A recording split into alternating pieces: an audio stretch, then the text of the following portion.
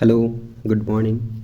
So we are studying this topic nomadic herding, and the video was unexpectedly stopped at this point, that is transhumans. Okay, so we discussed up to this point transhumans. In mountain regions such as Himalayas, Gujars, Bakarwals, Gaddis, and Bhutias migrate from plains to the mountains in summer and to the plains from the high altitude pastures in winters. Similarly, in the tundra regions, the nomadic herders move from south to north in summers and from north to south in winters. तो questions आपको ये पूछा जा सकता है कि निम्नलिखित में से कौन सी जो है डज नॉट प्रैक्टिस ट्रांसह्यूमेंस। तो ये जो नेम से याद रखना कम्युनिटीज़ के बकरवाल्स, गद्दीज एंड भूटियाज, गुज्जर्स। तो ये चार जो है कम्युनिटी है हिमालयस में लोकेटेड है, माउंटेन्स ऑफ हिमालयस में। तो ये लोग ट्रांसह्यूमेंस को प्रैक्टिस करते हैं। और इसके अलावा तुंद्रा रीजन में ट्रांसह्यूमन्स तो नहीं बट नोमैडिक हर्डर्स जो होते हैं वो साउथ टू नॉर्थ मूव करते हैं। मतलब तुंद्रा रीजन में जब समर सीजन आएगा तो नॉर्थन साइड में थोड़ा गर्मी ज़्यादा हो जाएगा। अब जब विंटर आएगा तो वो गर्मी जो है चला जाएगा, तो उनको साउदर्न मानना पड़ेगा। तो वो बात कर रहा है। The number of pastoral nomads has been decreasing and the areas operated by them shrinking. This is due to imposition of political boundaries, new settlement plans by different countries. Next, commercial livestock rearing. Unlike nomadic herding, commercial livestock rearing is more organized and capital intensive. Commercial livestock ranching is essentially associated with Western cultures and is practiced on permanent ranches. These ranches cover large areas and are divided into a number of parcels, which are fenced to regulate the grazing. When the grass of one parcel is grazed, animals are moved to another parcel. So this is commercial livestock rearing. यहाँ पर कि fencing करके घास वगैरह उगाया जाता है और फिर उसको खिलाया जाता है जो एनिमल्स रहते हैं, जिसको फूड यार्ड कहते हैं। The number of animals in pasture is kept according to the carrying capacity of the pasture. This is specialized activity in which only one type of animal is reared. Important animals include sheep, cattle, goats, and horses. Products such as meat, wool, hides, and skin are processed and packed scientifically and exported to different world markets. Rearing of animals ranching is organized on a scientific basis.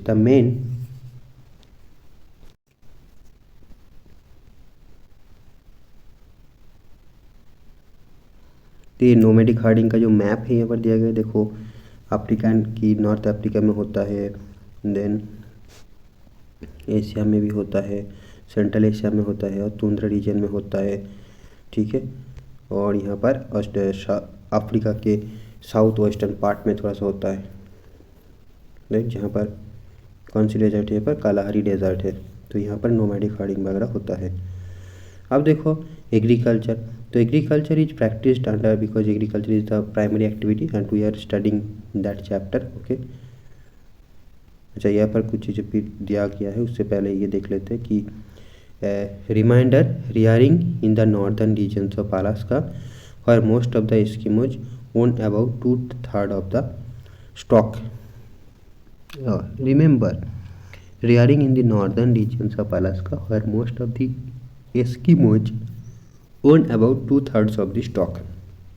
तो Alaska में Eskimos रहते हैं, तो वही लोग जो है 2/3 of the stocks, मतलब जितने भी एनिमल्स है वो सारे 2/3 of them are belong to the Eskimo population. Okay, so what the last, the main emphasis is on breeding, genetic improvement, decreased control and health care of animals. New Zealand, Australia, Argentina, Uruguay and United States of America are important countries where commercial livestock rearing is practiced. तो ये सारे countries है जहाँ पर New Zealand, Australia, Argentina, Uruguay, United states में हमारा क्या होते हैं कि लाइफ स्टॉक रैंचिंग होता है। और ये पूरा हमने कॉमर्शियल लाइफ स्टॉक रियरिंग और रैंचिंग यहाँ पर मैप के थ्रू यहाँ पर देखो दिखाया गया है कहाँ कहाँ होता है। अर्जेंटीना में होता है, यूएसए में होता है, ठीक है, ऑस्ट्रेलिया में होता है, और कहाँ पर हमने न्यूजीलैंड, उरुग्वे, ओके, उरुग्वे, ये सारे कंट्रीज़ में कॉमर्शियल लाइफ स्टॉक रैंचिंग हो रहा है। अब agriculture is practised under multiple combinations of physical and socio economic condition which gives rise to different types of agricultural system. Based on methods of farming, different types of crops are grown and livestock raised.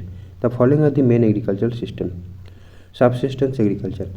Subsistence agriculture is one in which the farming areas consume all or nearly so of the products locally grown.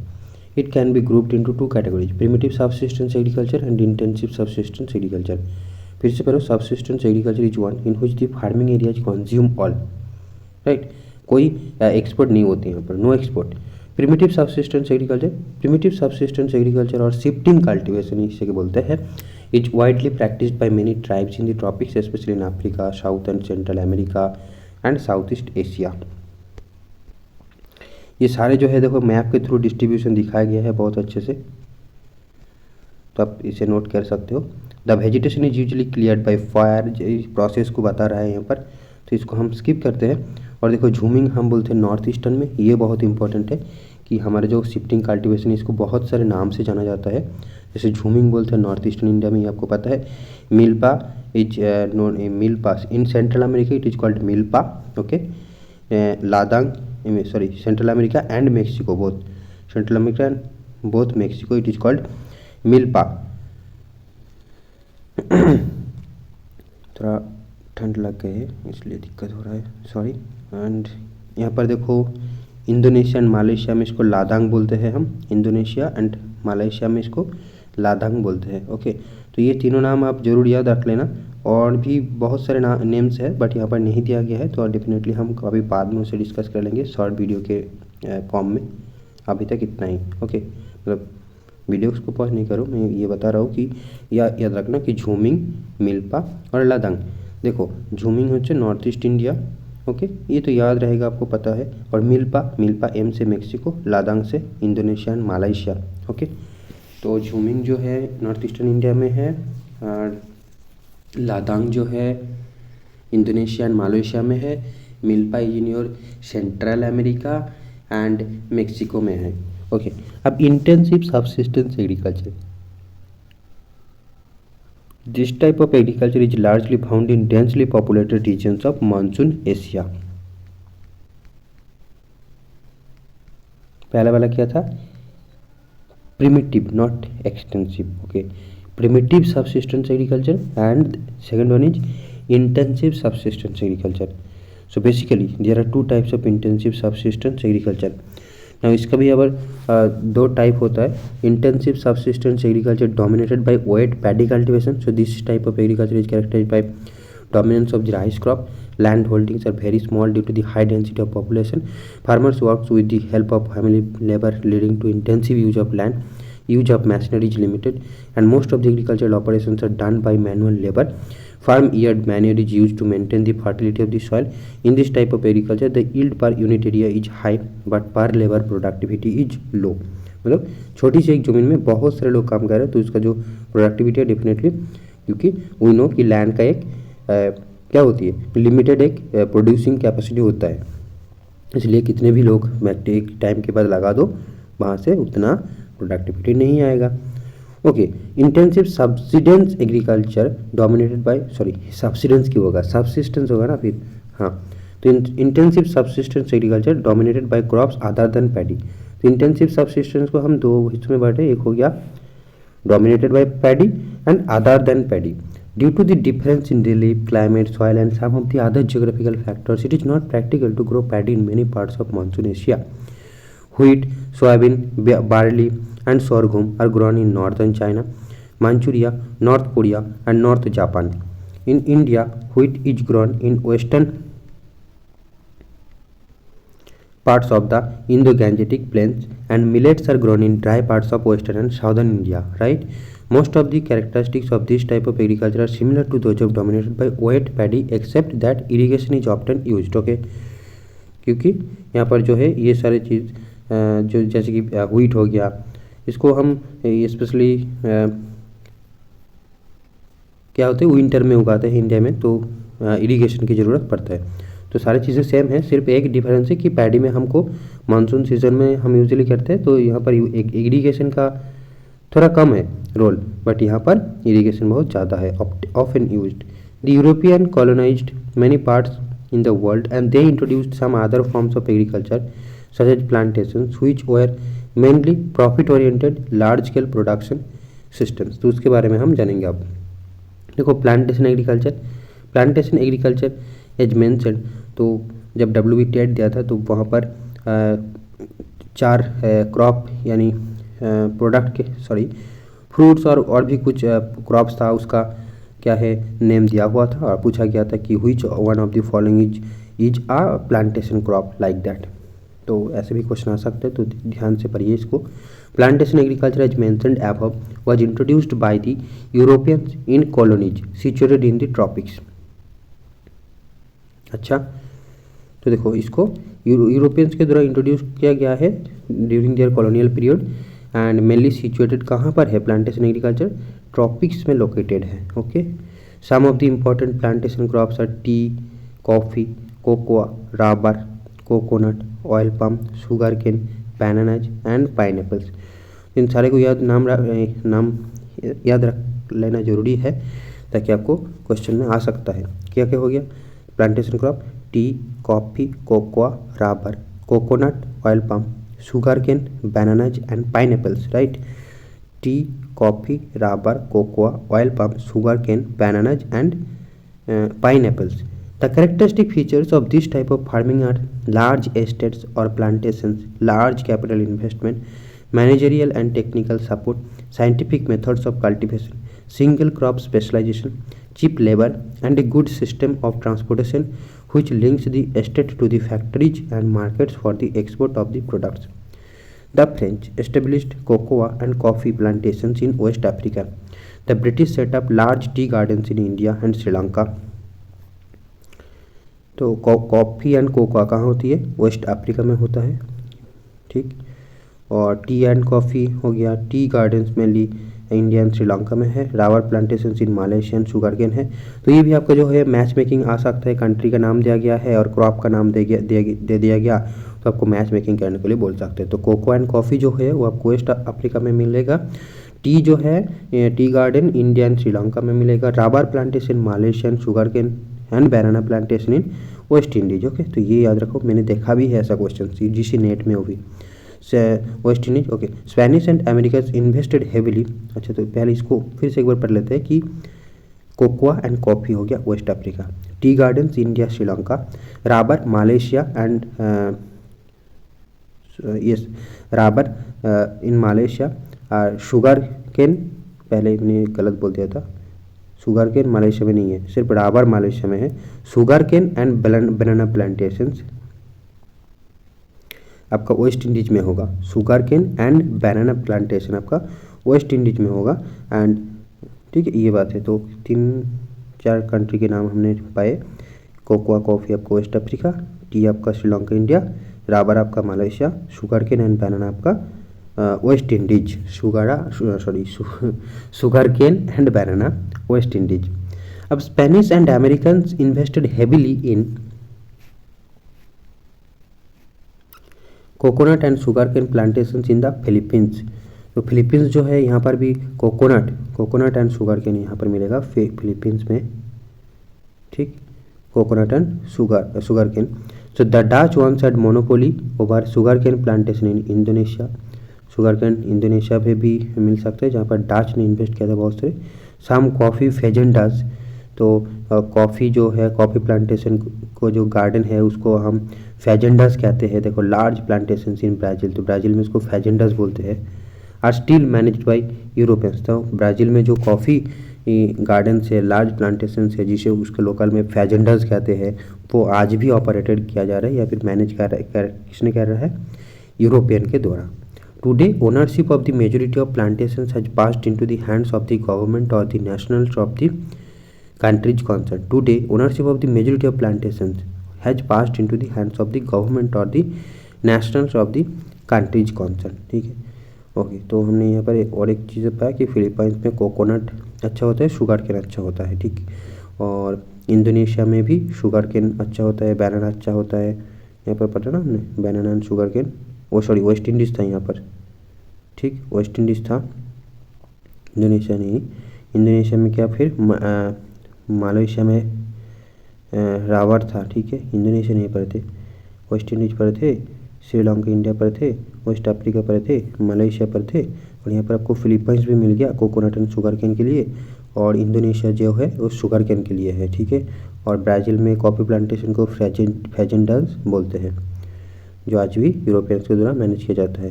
The slope of hills are used for tea plantation because of favourable geographical condition, ये तो आपको पता होगा।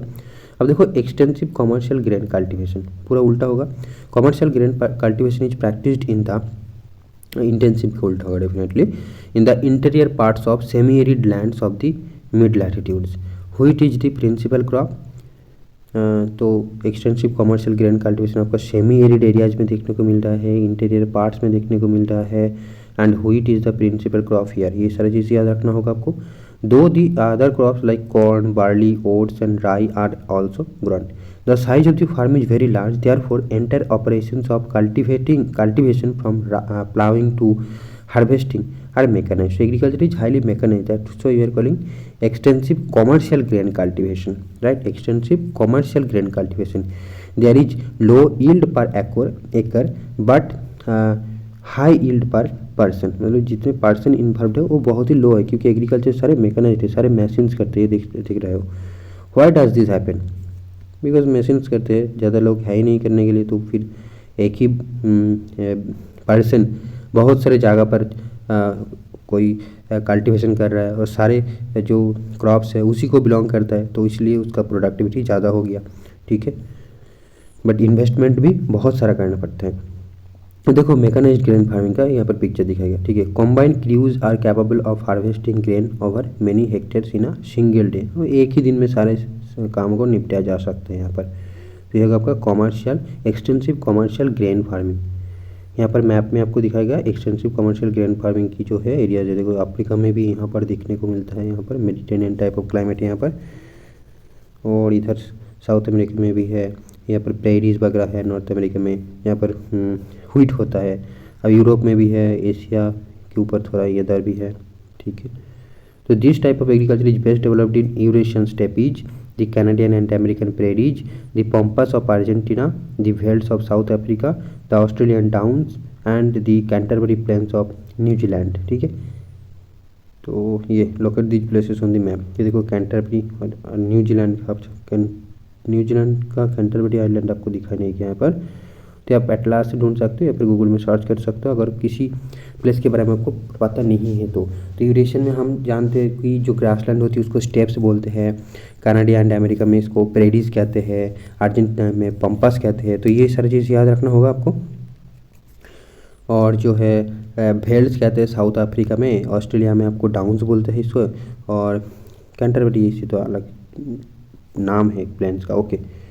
तो ये हो गया आपका commercial grain farming extensive way में। अब mixed farming, this form of agriculture is found in the highly developed parts of the world, that is north western Europe. Mixed farming, okay, eastern North America, parts of Eurasia and the temperate latitudes of southern continents. Mixed farms are moderate in size and usually the crops associated with it are wheat, barley, oats, rye, maize, fodder and root crops. Fodder crops are an important component of mixed farming. Crop rotation and intercropping play an important role in maintaining soil fertility. Equal emphasis is laid on crop cultivation and animal husbandry. Animals like cattle, sheep, pigs and poultry provide the main income along with crops. Mixed farming is characterized by high capital expenditure on farm machinery and building, extensive use of chemical fertilization, green manures and also by the skill and expertise of the farmers. Dairy farming. Dairy is the most advanced and efficient type of rearing of milch animals. Milch means milk providing animals जो होती है उसे milch animals कहते हैं. It is highly capital intensive. Animals shed, storage facilities for fodder, feeding and milking machines add to the cost of dairy farming. Special emphasis is laid on cattle breeding, health care and veterinary services. तो ये आपका life dairy farming हो गया. Mixed farming भी हो गया. It is highly labour intensive as it involves rigorous care in feeding and milching. Dairy farming की बात यहाँ पर हो रहा है. There is no off season during the year as in the case of crop raising. It is practiced mainly near urban and industrial centers which provide neighborhood market for fresh milk and dairy products. The development of transportation, refrigeration, pasteurization and other preservation processes have increased the duration of storage of various dairy products. Right? There are the three main regions of commercial dairy farming. The largest in northwestern Europe, the second is Canada and third belt includes southeastern Australia. So देख सकते हो कि हम developed countries की ही बात यहाँ पर हो रहा है और न्यूजीलैंड एंड तस्मेनिया. ऐसे हमारे देश में भी जो जैसे कि अमूल हो गया, ये सारे जो कोऑपरेटिव फार्म्स है इसके कारण थोड़ी बहुत स्केल में एक्सटेंसिव तो नहीं हो रहे बट हो रहा है. मतलब ये डेयरी फार्मिंग जो है ये प्रैक्टिस किया जा रहा है आप कह सकते हो. बाय द वे इससे हम कभी बाद में डिस्कस करेंगे. अब देखो Mediterranean agriculture. Mediterranean agriculture is highly specialised commercial agriculture. तो ये भी एक स्पेशलाइज्ड फॉर्म ऑफ एग्रीकल्चर है. It is practised in the countries on either side of the Mediterranean. तो मेडिटेरेनियन के आसपास के जो कंट्रीज है वहाँ पर ये एग्रीकल्चर प्रैक्टिस होता है. ओके. और see in Europe and North Africa from Tunisia to Atlantic coast, southern California, central Chile, ये सारे मेडिटेरेनियन के आसपास की रीजन है. यहाँ पर मैप में भी अब दिखाया गया देख सकते हो. सॉरी ये तो नहीं है, ये वाला नहीं है. सॉरी इसका मैप कहाँ गया? इसका मैप नहीं दिया. अच्छा इसका मैप नहीं दिया. ठीक है. तो अब मेडिटेरेनियन के आसपास जो भी कंट्रीज होती है ट्यूनीशिया वगैरह, तो वहाँ पर चिली तो बहुत दूर है यार. ये मतलब यहाँ पर मेडिटेरेनियन क्लाइमेट मिलते हैं तो जहाँ जहाँ मिलेगा वहाँ होगा. Central Chile, south western parts of south Africa and south western parts of Australia. This region is an important supplier of citrus fruits. You already know कि ये जो मेडिटेरेनियन रीजन है साइट्रस फ्रूट्स के लिए फेमस होता है. अब विटीकल्चर और ग्रेप कल्टिवेशन. तो याद रखना ग्रेप कल्टिवेशन को हम विटीकल्चर बोलते हैं. Is a speciality of the Mediterranean region. Best quality wines in the world with distinctive flavors are produced from high quality grapes in various countries of this region. The inferior grapes are dried into resins and currants. तो हम resins जो खाते हैं तो actually देखो क्या बोला है गया कि इन्फीरियर ग्रेप्स से बनते हैं. Okay. This region also produces olives and figs. Olives and figs भी ये मिलते हैं. The advantage of Mediterranean agriculture is that more valuable crops such as fruits and vegetables are grown in winters when there is great demand in European and North American markets. तो ये जो fruits है Mediterranean agriculture के and vegetables है winters में उगाया जाता है, जबकि जहाँ विंटर में यूरोपियन मार्केट में वो सारी चीज़ का बहुत डिमांड रहता है. Market gardening and horticulture. I hope कि मीनिंग आपको समझ में आ रहा है. तो बेकार में हिंदी में बोलने का कोई मतलब नहीं बनता. और ऐसे मेरा हिंदी उतना भी अच्छा नहीं है कि आपको ट्रांसलेट करके पता हो. बाय द वे आ जा रहा है, समझ रहे हो, वही बात है. ओके. बट ये जो वीडियो बनाने का मेन पर्पस है कि बुक में एक्चुअली क्या दिया गया है आपको वो पढ़ना है, कि आपको एक्चुअल बुक पता चले कि हाँ बुक में ये था. ठीक है. Market gardening and horticulture. Market gardening and horticulture specialize in the cultivation of high value crops such as vegetables, fruits and flowers solely for the urban markets. Farms are small and are located where there are good transportation links with the urban center where high income group of consumers is located.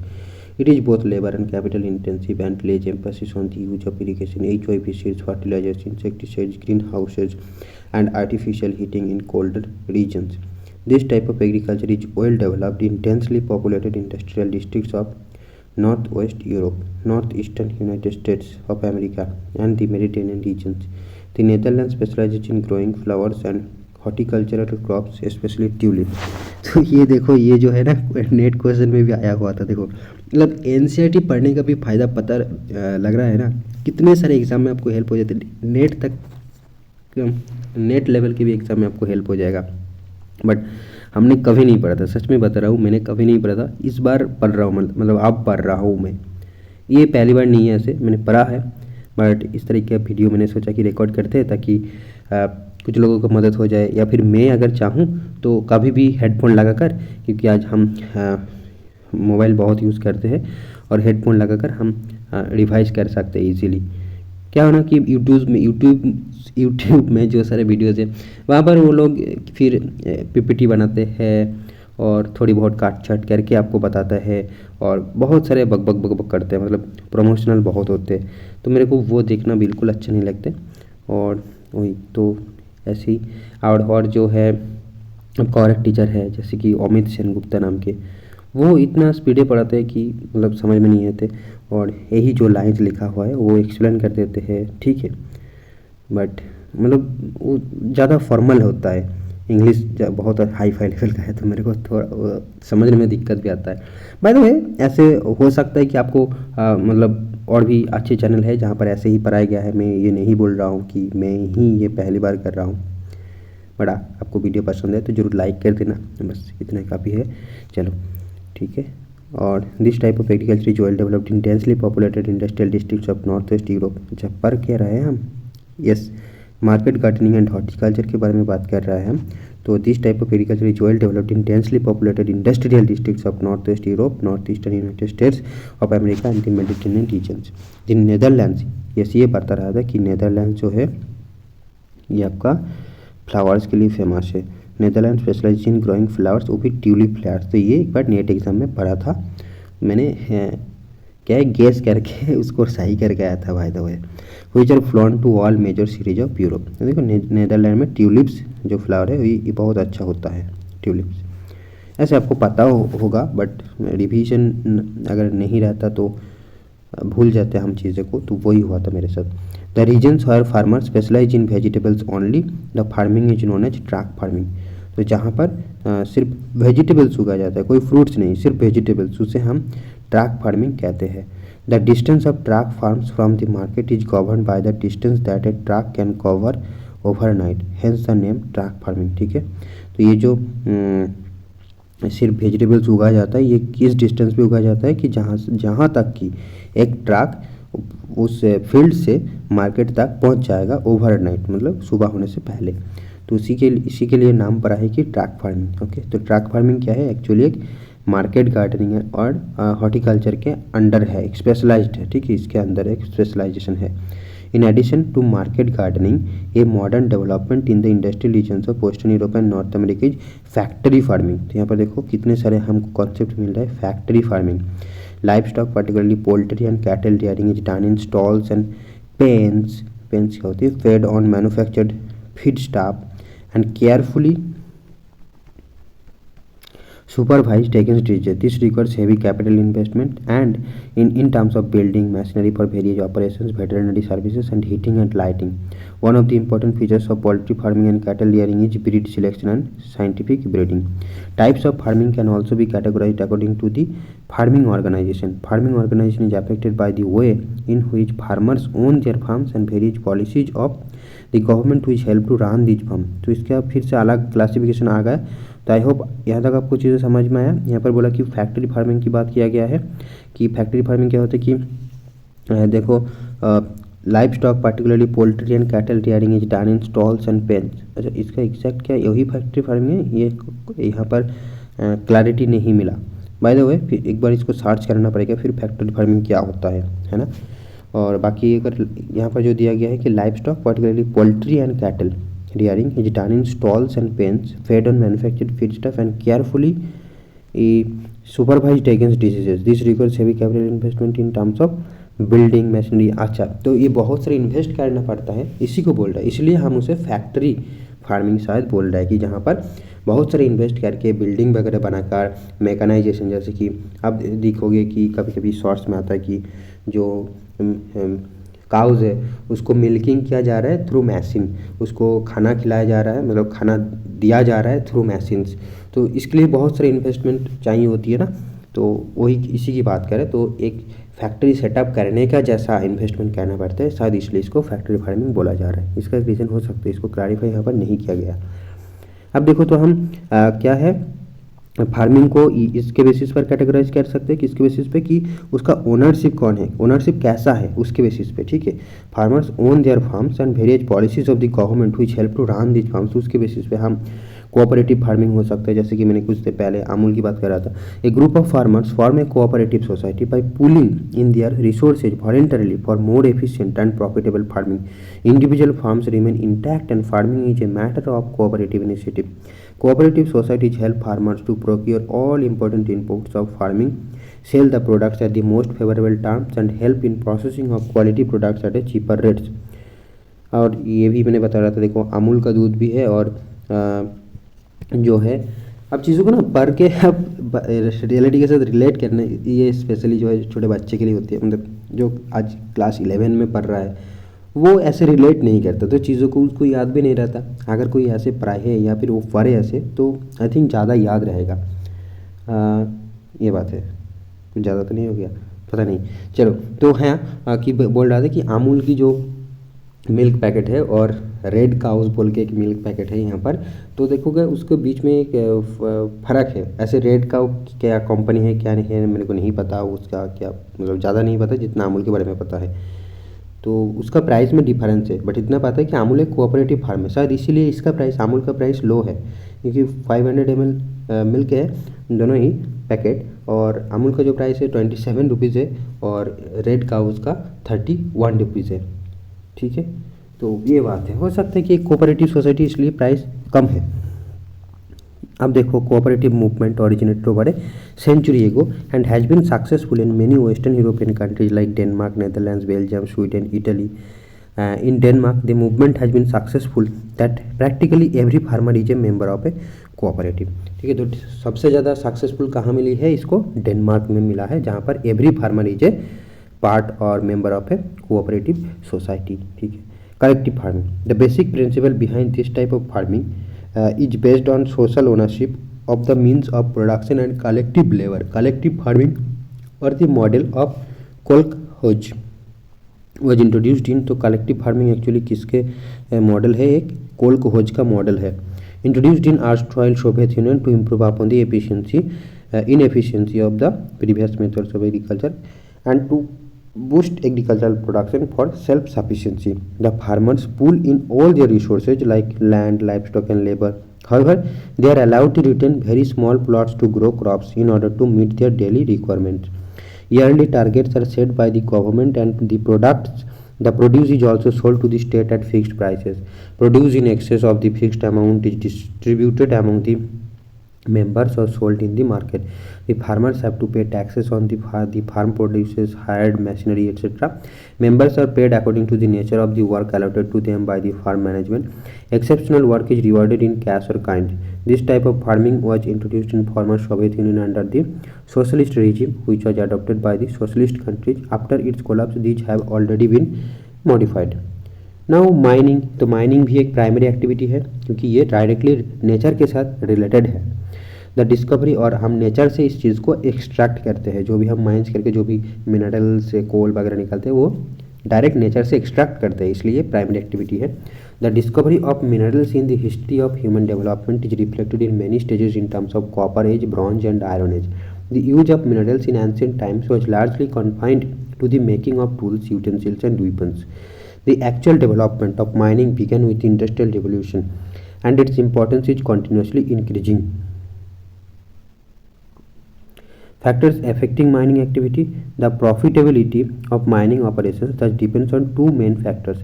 Physical factors include the size, grade and the mode of occurrence of the deposits। Economic factors such as the demand for the mineral, technology available and used capital to develop infrastructure and the labor and transport cost। Methods of mining, ये बहुत important है।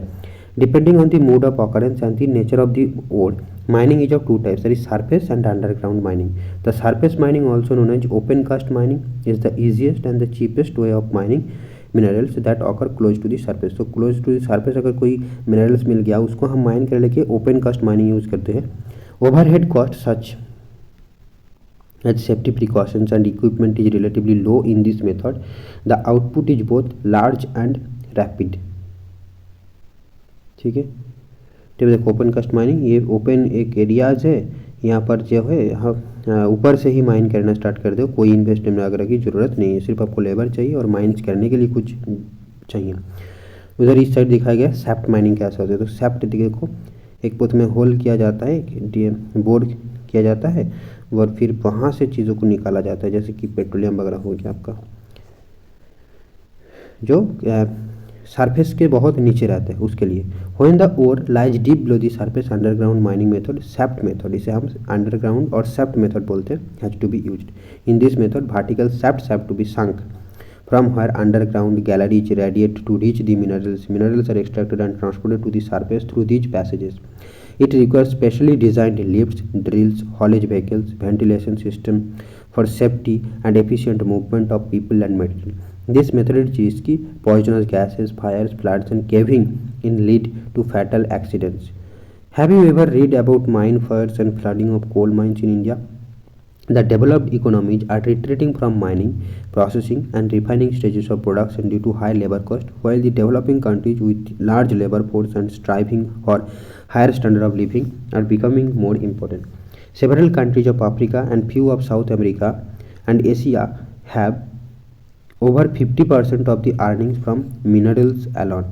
तो Africa में बहुत सारे minings होते हैं बहुत सारी जगह पर, और साउथ अमेरिका में भी होती है, मतलब जो लो डेवलपिंग या फिर डेवलपिंग कंट्रीज है वहाँ पर माइनिंग ज़्यादा होता है, क्योंकि यहाँ पर स्टैंडर्ड ऑफ लिविंग जो है लो है, और जो रिसोर्स भी पाया जाता है डेफिनेटली इसलिए किया जाता है। तो ये सारे हैं यहाँ पर, ये क्वेश्चन स्पेशली नोट करने वाली है मेरे को, क्योंकि कोलकोज क्या है आज ही पता चला मेरे को, कहाँ पहले नहीं पड़ा। Which one of the following types of cultivation is developed by European colonist, तो ये तो होगा आपका प्लांटेशन।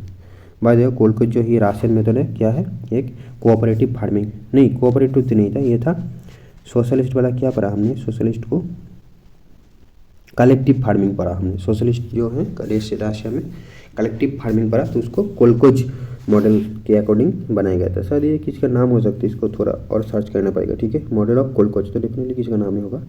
तो ये चैप्टर हमारा ख़त्म होता है, और नेक्स्ट चैप्टर हम चलते हैं, देखते हैं क्या है।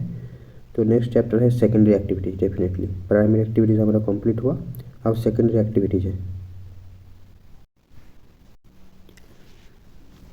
तो चलिए स्टार्ट करते हैं इस चैप्टर को। Secondary activities, all economic activities namely primary, secondary, tertiary and quaternary revolve around obtaining and utilizing resources necessary for survival. Secondary activities add value to natural resources by transforming raw materials into valuable products. Cotton in the bowl has limited use, but after it is transformed into yarn, becomes more valuable and can be used for making clothes, iron, or cannot be used directly from the mines, but after being converted into steel it gets its value and can be used for making many valuable machines, tools, etc. The same is true of most of the materials from the farm, forest, mine, and the sea. Secondary activities therefore are concerned with manufacturing, processing, and construction or infrastructure industries. Manufacturing involves a full array of production, from handicrafts to molding iron and steel and stamping out plastic toys to assembling delicate computer components or space vehicles. In each of these processes, the common characteristics are the application of power, mass production of identical products, and specialized labor in factory settings for the production of standardized commodities. Manufacturing may be done with modern power and machinery, or it may still be very primitive. Most of the third world countries still manufacture in the literal sense of the term. It is difficult to present a full picture of all the manufacturers in these countries. More emphasis is given to the kind of industrial activity which involves less complicated systems of production. Now, characteristics of modern large-scale manufacturing. Modern large-scale manufacturing has the following characteristics: specialization of skills or methods of production. Under the craft method factories produce only a pieces which are made to order, so the costs are high. On the other hand, क्या पढ़ा हमने? Under the craft method factories produce only few pieces which are made to order, so the costs are high. On the other hand, mass production involves production of large quantities of standardized parts by each worker performing only one task repeatedly. Now, manufacturing industry and ये क्या difference है भाई? Manufacturing industry and manufacturing industry से पढ़ते हैं. Manufacturing literally means to make by hand. However, now it includes goods made by machines. It is essentially a process which involves transforming raw materials into finished goods of higher value for sale in local or distant markets. Conceptually, an industry is a geographically located manufacturing unit maintaining books of accounts and records under a management system. As the term industry is comprehensive, it is also used as synonymous with manufacturing. When one uses terms like steel industry and chemical industry, one thinks of factories and processes, but there are many secondary activities which are not carried on in factories, such as what is now called the entertainment industry and tourism industry, etc. So for clarity, the longer expression manufacturing industry is used. Okay, तो ये entertainment industry ये भी manufacturing industry में आता है, ये बोलना चाहता है क्या? But there are many secondary activities which are not carried on in factories such as what is now called entertainment industry, tourism industry, ये सारे मैन्युफैक्चरिंग इंडस्ट्री ही है. So for clarity the longer expression manufacturing industry is used. Okay, तो क्या manufacturing industry बोलेंगे या फिर manufacturing industry साथ में बोलेंगे? क्या ऐसा कुछ यहाँ पर आई थिंक क्लैरिफाई करना चाहता है. अब देखो ये कैरेक्टरिस्टिक्स हो गया. तो पहला कैरेक्टरिस्टिक्स हमने क्या पढ़ा कि characteristics of modern large scale manufacturing का एक तो हो गया स्पेशलाइजेशन ऑफ स्किल्स और मेथड्स ऑफ प्रोडक्शन. दूसरा हो गया mechanisation. Mechanisation refers to using gadgets which accomplish task automation without aid of human thinking during the manufacturing process is the advanced stage of mechanization. Automatic factories with feedback and closed loop computer control systems or machines are developed to think have sprung up all over the world. Third, technological innovation. Technological innovations through research and development strategy are an important aspect of modern manufacturing for quality control, eliminating waste and inefficiency, and combating pollution. Organizational structure and stratification.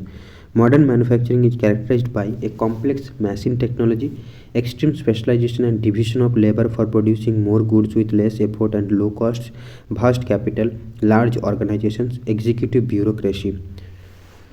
That is organizational structure and stratification. Modern manufacturing is characterized by a complex machine technology, extreme specialization and division of labor for producing more goods with less effort and low cost, vast capital, large organizations, executive bureaucracy. Uneven geographic distribution. Major concentrations of modern manufacturing have flourished in a few number of places. These cover less than 10% of the world's land area. These nations have become the centers of economic and political power. However, in terms of the total area covered, manufacturing sites are much less conspicuous and concentrated on much smaller areas than that of agriculture. Due to greater intensity of processes, for example, 2.5 square km of the American Corn Belt usually includes about 4 large farms employing about 10 to 20 workers supporting 50 to 100 persons.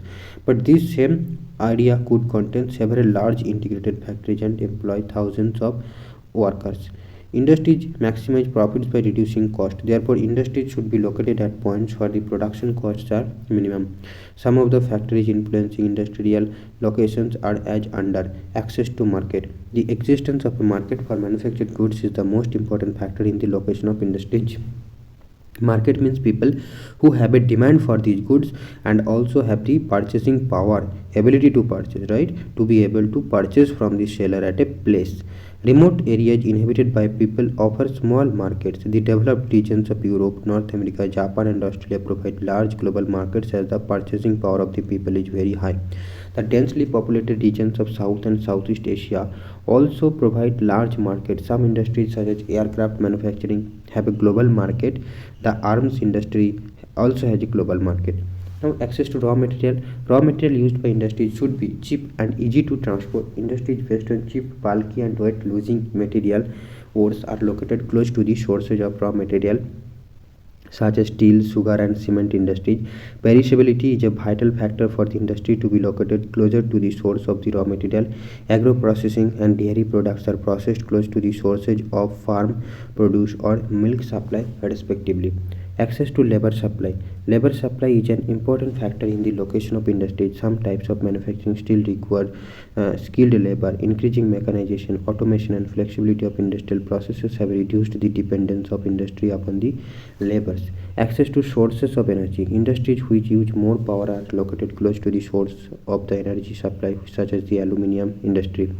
Earlier, coal was the main source of energy. Today, hydroelectricity and petroleum are also important sources of energy for many industries. Access to transportation and communication facilities. Speedy and efficient transport facilities to carry raw materials to the factory and to move finished goods to the market are essential for the development of industries.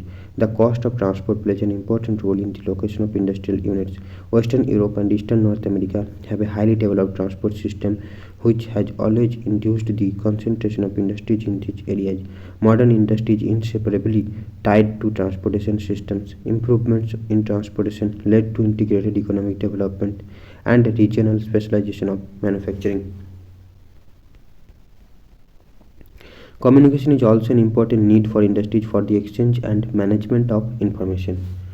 Now, government policy. Governments adopt regional policies to promote balanced economic development and hence set up industries in particular areas. Governments adopt regional policies to promote balanced economic development and hence set up industries in particular areas. Access to agglomeration economies or links between industries. Many industries benefit from nearness to a leader industry and other industries. These benefits are termed as agglomeration economies. Savings are derived from the linkages which exist between different industries. These factors operate together to determine industrial location. Now, footloose industry, ये बहुत important है. Footloose industries can be located in a wide variety of places. They are not dependent on any specific raw material, weight losing or otherwise. They largely depend on component parts which can be obtained anywhere. They produce in small quantity and also employ a small labor force. These are generally not polluting industries.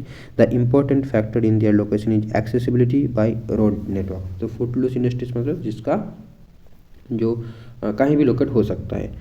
Now, classification of manufacturing industries. Manufacturing industries is classified on the basis of the size, inputs or raw materials, output or products, and ownership. Industries based on size. The amount of capital invested, number of workers employed, and volume of production determine the size of industry.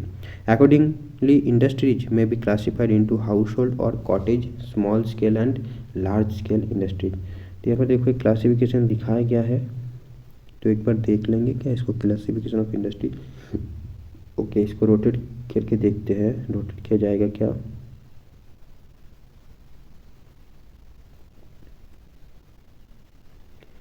Rotate की तो option नहीं दिखा रहा है. मोर tools,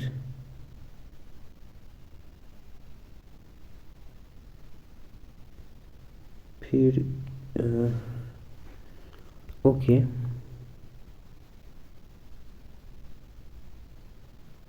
तो देखो ऐसे देखना चाहते हैं हम, साइज के बेसिस पे क्लासीफाई कर रहे हैं. तो देखो यहाँ पर साइज के अकॉर्डिंग हम कॉटेज और हाउस होल्ड इंडस्ट्री, जिसे आर्टिफैक्ट्स भी बोला जाता है, और स्मॉल स्केल, लार्ज स्केल. तो साइज के बेसिस पे तीनों, एक हो गया आर्टिफैक्ट्स और कॉटेज और हाउस होल्ड इंडस्ट्री, देन आपका small scale, then large scale. Okay, now inputs और रॉ मटेरियल्स के बेसिस पर हम फिर से देखो 1 2 3 4 5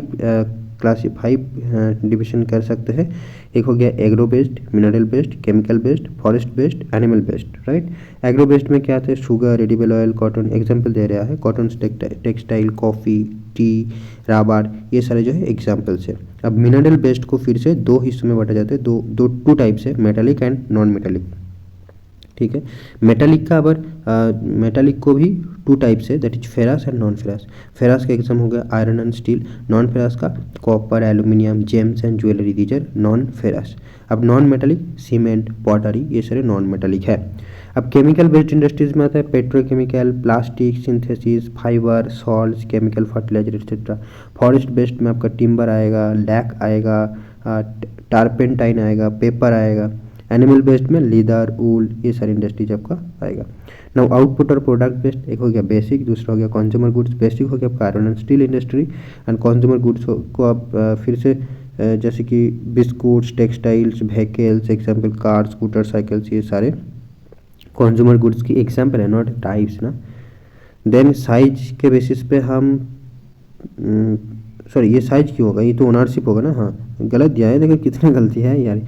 public sector, private sector, joint sector, क्योंकि साइज तो देखो पे है, पहले वाला था साइज, ये देखो, तो ये ओनरशिप हो गया ना, प्राइवेट, पब्लिक या जॉइंट सेक्टर, ठीक है। तो ये हमने पढ़ लिया जैसे तैसे करके। चलो अब देखो हाउस होल्ड इंडस्ट्रीज फॉर और cottage manufacturing, house hold industries और कॉटेज मैन्युफैक्चरिंग, तो जो टाइप्स हमने पढ़ा तो उसी के बारे में आप जानेंगे डिटेल्स में। So it is the smallest manufacturing unit. The craftsman और artisans use local raw materials and simple hand tools to produce every day goods in their homes with the help of their family members or part-time labor.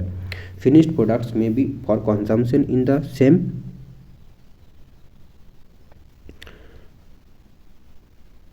household or for sale in local village markets or for barter.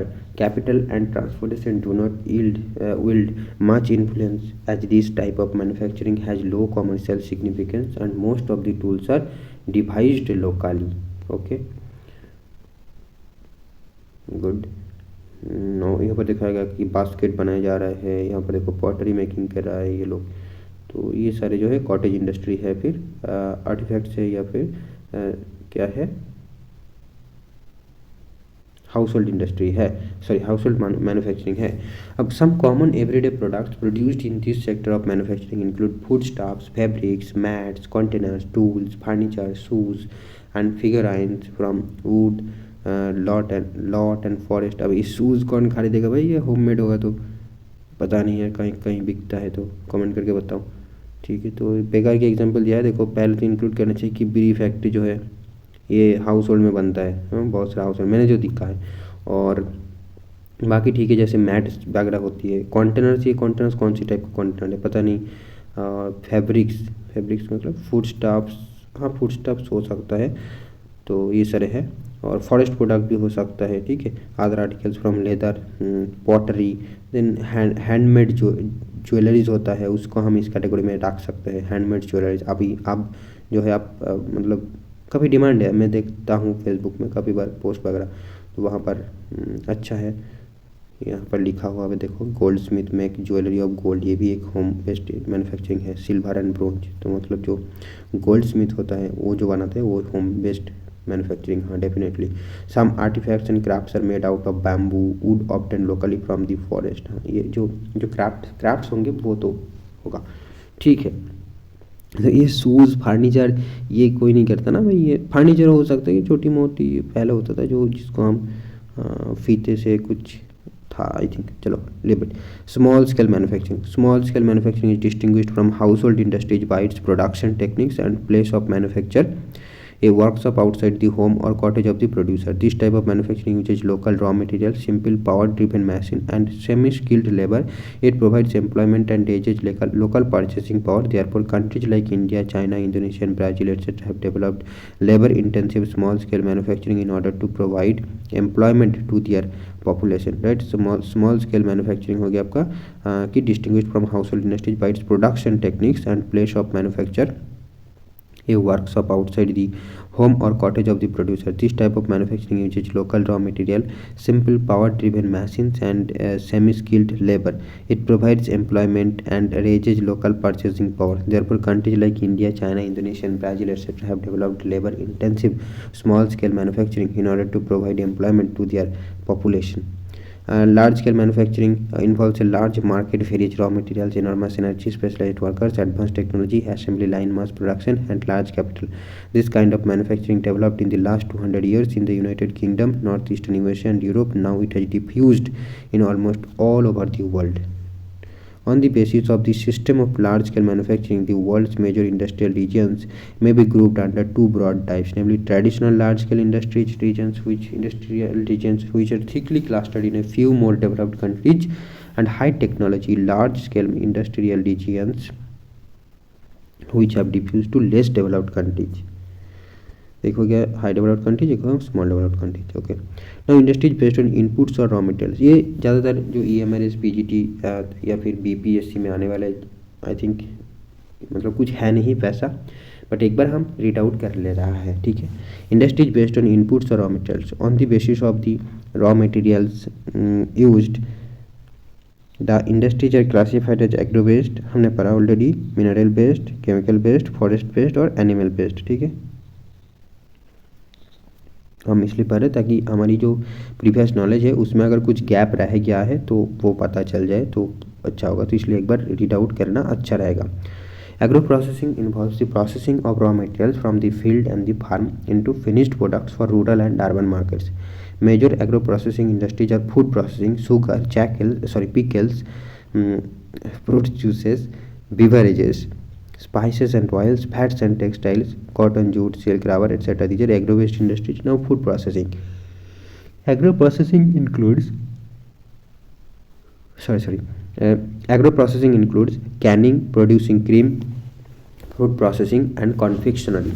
While some preserving techniques such as drying, fermenting, and pickling have been known since ancient times, these had limited applications to cater to the pre-industrial revolution demands.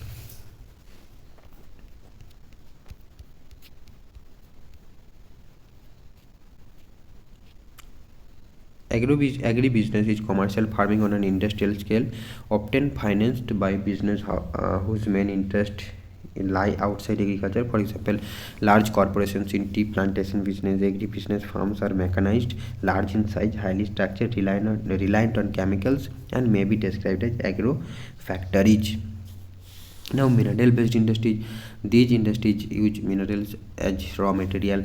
Some industries use ferrous metallic minerals which contain ferrous iron, such as iron and steel industries, but some use non-ferrous metallic minerals such as aluminium, copper, and jewelry industries. Many industries use non-metallic minerals such as cement and pottery industries. Chemical-based industries. Such industries use natural chemical minerals. Example, mineral oil is used in petrochemical industries. Salt, sulfur, and potash industries also use natural minerals.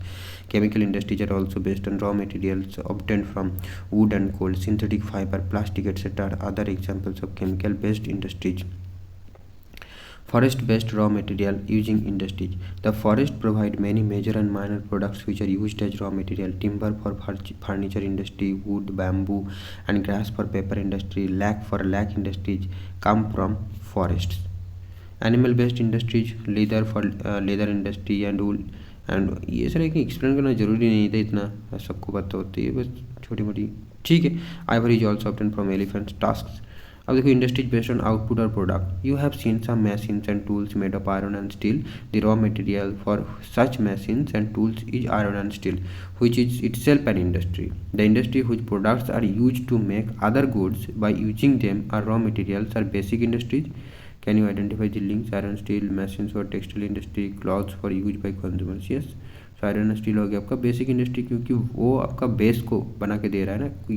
कोई और चीज़ को बनाने के लिए जो base चाहिए, जो factory चाहिए, जो इंस्ट्रूमेंट्स चाहिए, वो बना के दे रहा है कौन? Iron and steel. इसलिए वो आयरन एंड स्टील एक बेस इंडस्ट्री माना जा रहा है. The consumer goods industries produced goods which are consumed by consumers directly. For example, industries producing breads and biscuits, tea, soaps and toiletries, paper for writing, televisions, etc. are consumer goods or non-basic industries.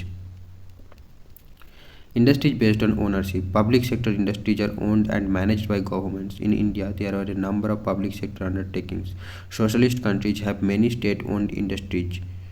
Mixed economies have both public and private sector enterprises. Private sector industries are owned by Individual investors. These are managed by private organizations. In capitalist countries, industries are generally owned privately. Joint sector industries are managed by joint stock companies or sometimes the private and public sectors together establish and manage the industries. Can you make a list of such industries? Joint sector industries का example. Okay चलो अभी के लिए ये सारी चीज़ छोड़ते हैं हम. Traditional large scale industrial regions. These are based on heavy industry, often located near coal fields and engaged in metal smelting, heavy engineering, chemical manufacture or textile production. These industries are now known as smokestack industries. ठीक है, तो smoke stacks industries किसको बोल रहे हैं हम? Traditional large scale industries को, क्योंकि पॉल्यूट ज़्यादा करते हैं. Traditional industrial regions can be recognised by high proportion of employment in manufacturing industry, high density housing, often of inferior type, and poor services, unattractive environment, for example pollution, waste heaps and so on, problems of unemployment, immigration, and derelict land areas caused by closure of factories because of a worldwide fall in demand. पहला point में क्या बोला कि high proportion of employment in manufacturing industry, और last point में बोला problems of unemployment. मतलब क्या हुआ पता नहीं. तो हो सकता है कि हाई प्रोपोर्शन मतलब जितने भी एम्प्लॉयमेंट है वो सबसे ज़्यादा है मैन्युफैक्चरिंग में, और लास्ट में बोल रहे प्रॉब्लम्स ऑफ अनएम्प्लॉयमेंट क्योंकि बाकी सारी चीज़ों में कोई इंटरेस्टेड नहीं है, क्योंकि एनवायरनमेंट अच्छा नहीं है, इसलिए बाकी कोई सेक्टरों पर डेवलप नहीं कर रहा है. तो ये हो सकता है. The Ruhr coalfield Germany. This has been one of the major industrial regions of Europe for a long time. Coal and iron and steel formed the basis of economy, but as the demand for coal declined, the industry started shrinking. Even after the iron ore was exhausted, the industry remained, using imported ore brought by waterways to the Ruhr. The Ruhr region is responsible for 80% of Germany's total steel production. Changes in the industrial structure have led to the decay of some areas, and there are problems of industrial waste and pollution. The future prosperity of the Ruhr is based less on the products of coal and steel, for which it was initially famous, and more on the new industries like the huge Opel car assembly plant, new chemical plant, universities. Right? तो हम जिस चीज़ के लिए जानते थे आज वो चीज़ के लिए फेमस नहीं है, ऐसा बोला जा रहा है, क्योंकि सिचुएशन के साथ उन्होंने खुद को चेंज कर लिया है. Out of town shopping centres have appeared resulting in a new root landscape. Concept of high technology industry. High technology और सिंपली हाईटेक, ओके, जैसे हम हाईटेक और भी शॉर्ट में लिखते हैं ना, high tech is the latest generation of manufacturing activities. It is best understood as the application of intensive research and development efforts leading to the manufacture of products of an advanced scientific and engineering character. Professional white-collar workers make up a large share of the total workforce. These highly skilled specialists greatly outnumber the actual production blue-collar workers. Robotics on the assembly line, computer-aided design, और जो agriculture field में रहते हैं उसको हम क्या बोलते हैं? रेड कलर बोलते हैं, है ना, कल पढ़े थे. Then robotics on the assembly line, computer-aided design, CAD and manufacturing, electronic controls of smelting and refining processes, and the constant development of new chemical and pharmaceutical products are notable examples of a high-tech industry. Neatly spaced, low, modern, dispersed office plant lab buildings rather than massive assembly structures. Factories and storage areas mark the high-tech industrial landscape. Planned business parks for high-tech startups have become part of regional and local development schemes. High-tech industries which are regionally concentrated, self-sustained, and highly specialized are called technopolis. The Silicon Valley near San Francisco and Silicon Forest near Seattle are examples of technopolis. Or some technopolis developing in India. Yes, Bangalore can be called as a technopolis. Manufacturing contributes significantly to the world economy. Iron and steel, textiles, automobiles, petrochemicals, and electronics are some of the world's most important manufacturing industries. Now, iron and steel industry. The iron and steel industry forms the base of all other industries, and therefore it is called the basic industry. It is basic because it provides raw material for other industries such as machine tools used for further production. It may be also be called called a heavy industry because it uses large quantities of bulky raw materials, and its products are also heavy. Iron is extracted from iron ore by smelting in a blast furnace with carbon, coke, and limestone. The molten area is cooled and molded to form pig iron, which is used for converting into steel by adding strengthening materials like manganese. The large integrated steel industry is traditionally located close to the sources of raw materials, iron ore, coal, manganese, and limestone, or at places where these could be easily brought, example near ports. But in many steel mills, access to markets is more important than inputs. These are less expensive to build and operate and can be located near markets because of the abundance of scrap metal, which is the main input. Traditionally, most of the steel was produced at large integrated plants, but many mills are limited to just one step process steel making and are gaining ground. No distribution मतलब mini plant में क्या होता है कि scrap भी use करते हैं कि जो हम डिस्कार्डेड मटेरियल से मान लो कोई ओल्ड चीज़ें है वो वहाँ जो आयरन एंड स्टील था उसको फिर से यूज़ करके रीयूज़ करके चीज़ें को बनाता है। तो वो इनिशियल प्रोसेसिंग जो है वो इसको करना नहीं पड़ रहा है ना, इन्होंने डायरेक्ट स्टील मेकिंग कर रहा है, तो ये इसका फ़ायदा होता है, गेनिंग बोल रहा है इसको। अब distribution, the industry is one of the most complex and capital intensive industries and is concentrated in the advanced countries of North America, Europe and Asia. In USA, most of the production comes from the North Appalachian region, Pittsburgh, Great Lake region, Chicago, Gary, Erie, Cleveland, Loren, Buffalo and Duluth, and the Atlantic coast, then Sparrows Point and Morrisville. The industry has also moved towards the southern state of Alabama. Pittsburgh area is now losing ground. It has now become the Rust Bowl of USA. In Europe, UK, Germany, France, Belgium, Luxembourg, the Netherlands, and Russia are the leading producers. The important steel centers are Birmingham and Sheffield in the UK, Duisburg, Dortmund, Düsseldorf, and Essen in Germany. ये काफ़ी important है ये place के नाम कि आपको पूछा जा सकता है कि किस लिए फेमस है, ठीक है। तो द स्टील सेंटर्स के लिए फेमस है बिर्मिंघम, शेफील्ड ये सारे यूके में है, डुइसबर्ग, डॉर्टमुंड, डुसेल्डॉर्फ एंड एसेन ये सारे जर्मनी में है। आयरन के लिए फेमस है Le Creusot and Saint Etienne in France, Moscow, Saint Petersburg, Lipetsk, Tula in Russia, Krivoy Rog, ये सारे आयरन एंड स्टील इंडस्ट्री के लिए फेमस था। Donetsk in Ukraine. In Asia the important centres include Nagasaki and Tokyo, Yokohama in Japan, Shanghai, Tianjin, Wuhan in China and Jamshedpur, Kulti Burnpur, Durgapur, Rourkela, Bhilai, Bokaro, Salem, Visakhapatnam and Bhadravati in India. Consult your atlas to locate this places centres. Okay, यहाँ पर दे देते तो ज़्यादा अच्छा होता ना भाई, ये एटलस में तो ढूंढ के नहीं मिलेगा, बहुत दिक्कत है। Cotton textile industry. Cotton textile industry has three subsectors, that is handloom, powerloom and mill sectors. Handloom sector is labor intensive and provides employment to semi-skilled workers. It requires small capital investment. Why did Mahatma Gandhi propagate khadi as part of the independence movement? This sector involves spinning, weaving and fishing of the fabrics. अच्छा, ये answer नहीं है, आपको पूछा गया है इस question कि why did Mahatma Gandhi propagate khadi as part of the Indian independence movement.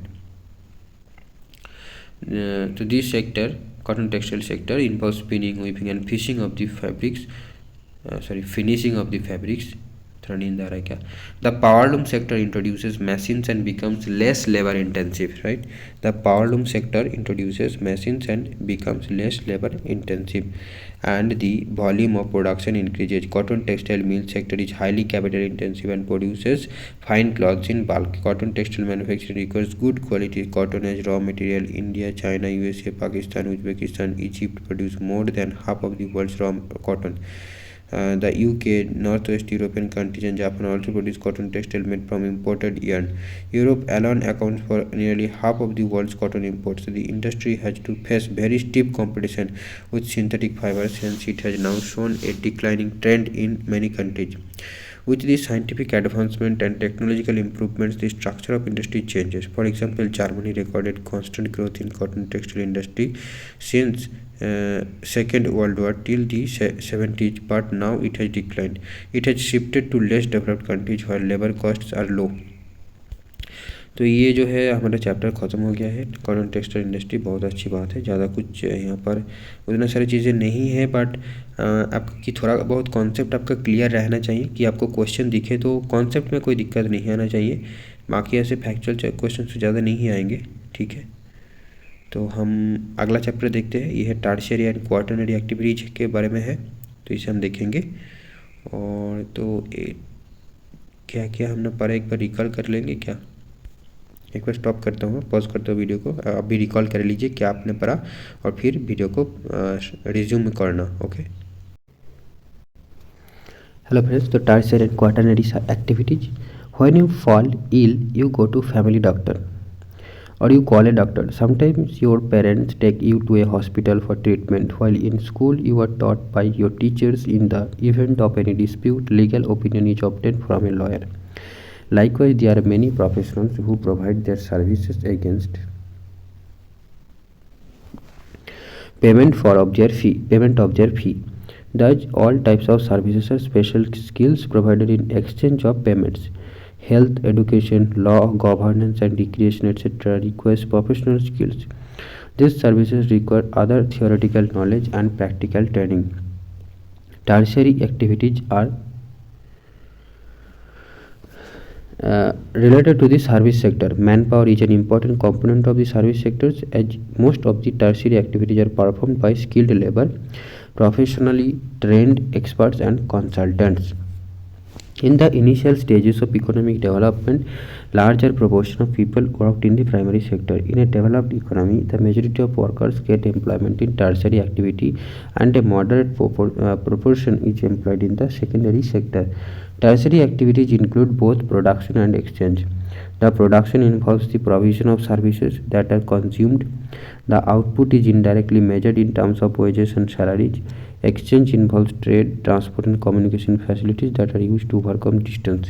Tertiary activities, therefore, rather than the production of tangible goods, tertiary activities therefore involve the commercial output of services rather than the production of tangible goods.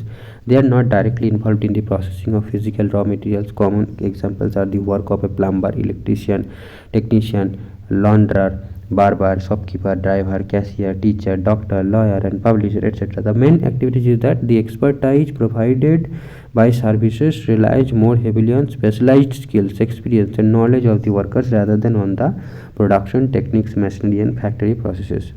Types of tertiary activities. By now you know that you purchase your books, stationery from trader's shop, travel by bus or rail, send letters, talk on telephone, and obtain services of teachers for studies and doctors at the time of illness. Thus, trade, transport, communication, and services are some of the tertiary activities discussed in this section. The chart provides the basis for classifying the tertiary activities. तो अब इसको हम देखेंगे, tertiary activities को देखो हम क्या क्या क्लासीफाई कर सकते हैं। तो टर्शियरी एक्टिविटीज हम ट्रेड एंड कॉमर्स हो गया, ट्रांसपोर्ट एक हो गया, कम्युनिकेशन हो गया, एंड उसके बाद होता है सर्विस एक अलग से हो गया, ठीक है।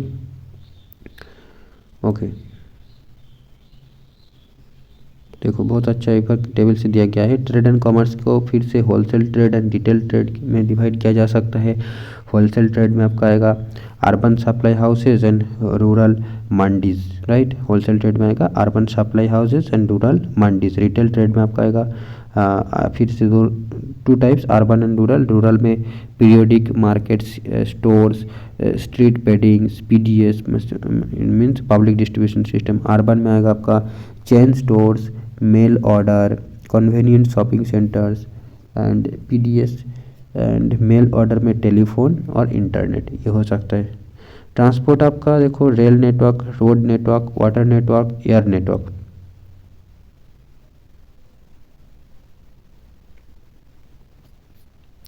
अब वाटर को हम फिर से टू टाइप्स मान सकते हैं, इनलैंड एंड ओशियनिक, ठीक है। ओशियनिक को फिर से टू टाइप्स हो सकता है, एक हो गया पैसेंजर सर्विस और एक हो गया cargo service. Okay, now communication, communication देखो mass of transportation, telecommunication, audio visual. Telecommunication को telephone, landline, mobile. Audio visual को films, radio, TV, print media. Print media about two types, that is newspapers and magazines, right? Now services, financial, banking, insurance, real estate, personal and professional, personal, professional, private, government, NGO।